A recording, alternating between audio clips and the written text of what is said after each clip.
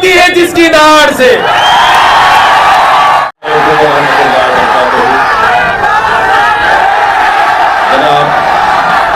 Barrister Asaduddin Owaisi साहब और stage पर मौजूद तमाम मजलिस इत्तेहादुल मुस्लिमीन के जिम्मेदार,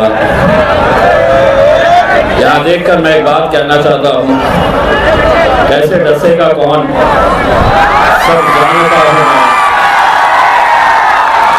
कैसे डसेगा कौन, सब जानता हूँ मैं। कहाँ किसी का खौफ मानता हूँ मैं। जंगल के हो या हो आस्तीन के, सांपों की सारी नस्लों को पहचानता हूँ मैं। अल्हम्दुलिल्लाह मेरे भाइयों, 2014 में आपके बीच में आया था, आप लोगों ने अपने इत्तेहाद का मुजाहरा किया था और अल्हम्दुलिल्लाह यहाँ से 2014 में आपने मुझे आपके इस हल्के से एमएलए बनाया। 2019 आया तो दोबारा आपके बीच में आया, आपसे फिर इत्तेहाद की दरखास्त की। नतीजा ये हुआ कि पूरे महाराष्ट्र ही नहीं बल्कि 7 मुख्तलिफ जो राज्य है वहां से सिर्फ एक ही मुस्लिम एमपी चुनकर आया, वो आपका बेटा, आपका भाई, आपका दोस्त इम्तियाज जलील चुनकर आया। 2014 में बोलते थे आएगा ही नहीं। 2019 के अंदर वही चंडाल चौकड़ी जो अब आपकी महफिलों में आते हैं और कहते हैं कि कैसे जीतेगा, ये वही लोग हैं जो 14 में भी थे, 19 में भी है, 24 में भी है और इंशाअल्लाह 29 में भी आप लोग वही हिसाब किताब करते रह जाएंगे। इम्तियाज जलील वहां जरूर जाएगा इंशाअल्लाह। आपको आज भी हिसाब किताब दिखाया जा रहा होगा कि पहले ये थी तो जीत गए थे, अब फिर चौराहों पर, चबूतरों पर, होटलों पर या किसी के बंगले के ऊपर शीर खुरमे के बहाने आपको बुलाया जाएगा और आपको हिसाब किताब दिखाया जाएगा कि कैसे जीतेगा। मैं उनको एक बात कहता हूं, तुम इस जमीन के ऊपर मेरा हिसाब किताब कर दो, लेकिन मेरा हिसाब तो मेरा रब वहां पर बैठ कर करता है।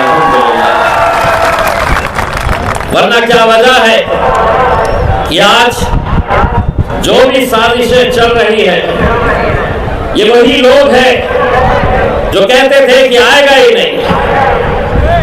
उनके बोलने का अंदाज आता क्या, कैसे आता, हिसाब किताब गिनती सब बताते रहते थे, लेकिन अल्हम्दुलिल्लाह आए। और आज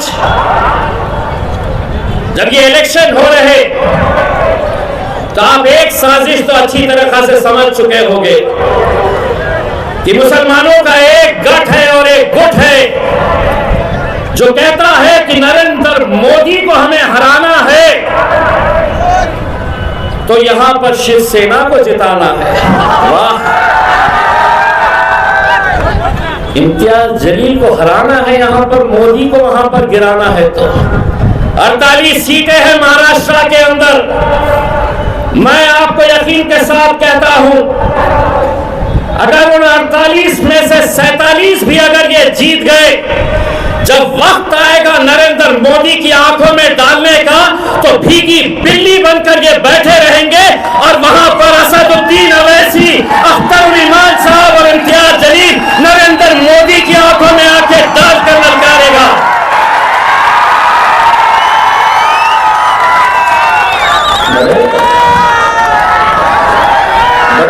मोदी को जिताना है तो इम्तियाज जलील यहां नहीं चलता।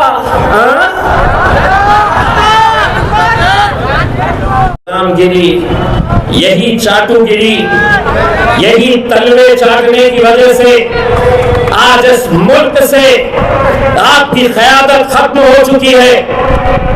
यही तलवे चाटने से कभी सोचा था किसी ने कि औरंगाबाद जैसे शहर से जहां शिवसेना कहती थी कि यह हमारा गढ़ है, किसी ने तसव्वुर नहीं किया था, लेकिन यह आप लोगों का इत्तेहाद था जिसने यहां से शिवसेना को उखाड़ कर फेंका और मजलिस को यहां पर आपने अपना झंडा लहराया। अब तो कैसे कैसे आ गए हैं।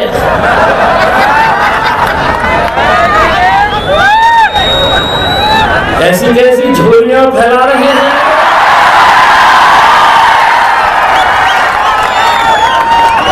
यहां पर भी भेजे गए थे, महफिल मेरी सस्ती है।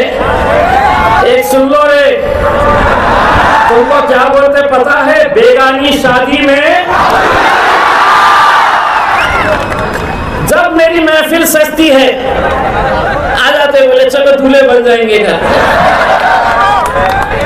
हर वक्त आप देख लीजिएगा, जब महफिल सजी कि ले लेते हैं 200-300 रुपये, चलिए आ जाइएगा। तुम चोरी यहीं तक फैलाते रहो। खवानी सुने हो? बर्द चोली या मोहम्मद, लौट कर मैं न जाऊंगा खाली। अरे मांगना है तो उससे मांगो रे, किसके सामने तलवे चाट रहे हो?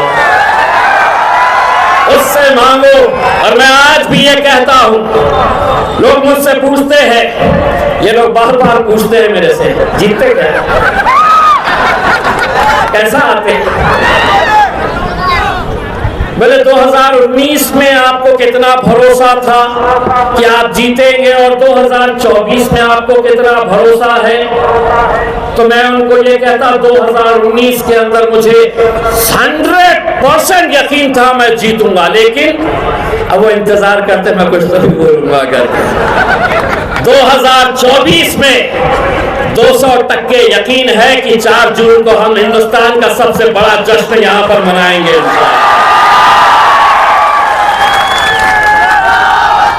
और जश्न तो बेटा तेरे घर के सामने भी आके मनाऊंगा।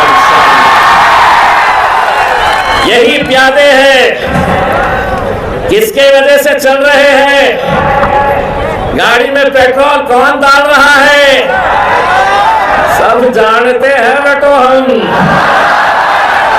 सब हिसाब निकाला जाएगा।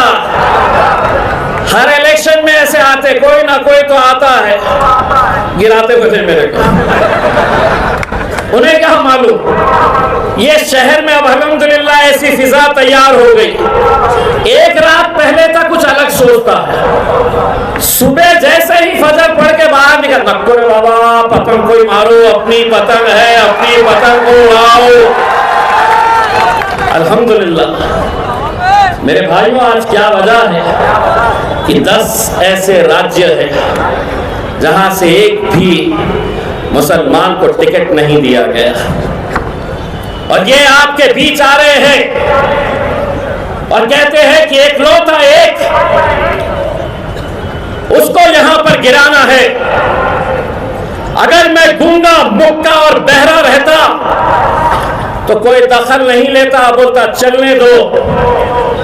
लेकिन उन्हें एक बात पता चली है कि पिछले 20 सालों से पार्लियामेंट के अंदर अकेला मेरे भाई बैरिस्टर असदुद्दीन अवैसी साहब अकेले मुकाबला करते थे। अब तकलीफ ये है कि ये आया है तो ये भी बहुत बोलता है भैया, और बोलता ही नहीं है। असद भाई जब बोलते हैं और वहां से भाजपा का, यहां से कांग्रेस का, वहां से राष्ट्रवादी का, यहां से शिवसेना का, जब असद साहब को टोकते हैं तो इम्तियाज जलील पीछे जाकर बैठता है और उनको क्या कहता है, चल बैठ रे बैठ। कि कैसे इकलौता एक हजम नहीं हो रहा तुमको? क्या वजह है? क्या वजह है तुम्हारी? उससे तो अच्छे हमारे कहां है वो साहिब खान साहब, पतंग उड़ाओ।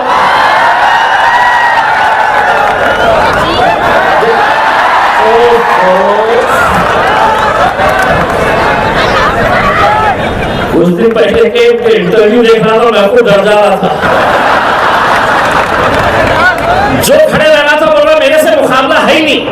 मैं बोला यार मैं खड़े रह रहा हूँ, मेरे से मुकाबला किसी के साथ नहीं है। मेरे भाई, मैं आप लोगों से सिर्फ इतना इल्तिजा करने के लिए आया। असद साहब कल भी रहेंगे इंशाअल्लाह। कल 2 जलसे हैं, एक तो वालुज में शाम में 5 से 7 और दूसरा जलसा रेलवे स्टेशन पे मोइनुल्लाह स्कूल के पास जो गुजराव के ऊपर है। तो आप सभी से इल्तिजा है कि उस ग्राउंड के ऊपर आप दोनों जलसों में शरीक रहिएगा। आज चूंकि इतने ज्यादा हमारे पास मेहमान थे, बहुत सारे मुखरिब थे, और मुझे मौका देना है मेरे कायद बैरिस्टर असदुद्दीन अवैसी साहब को, तो आज जहां पर छोड़कर जा रहा हूं इंशाअल्लाह कल वहां से कंटिन्यू करूंगा। आज सिर्फ आधा ही हिसाब निकाला हूं, कल पूरी बजा के जाऊंगा तुम्हारी इंशाअल्लाह। बहुत बहुत शुक्रिया।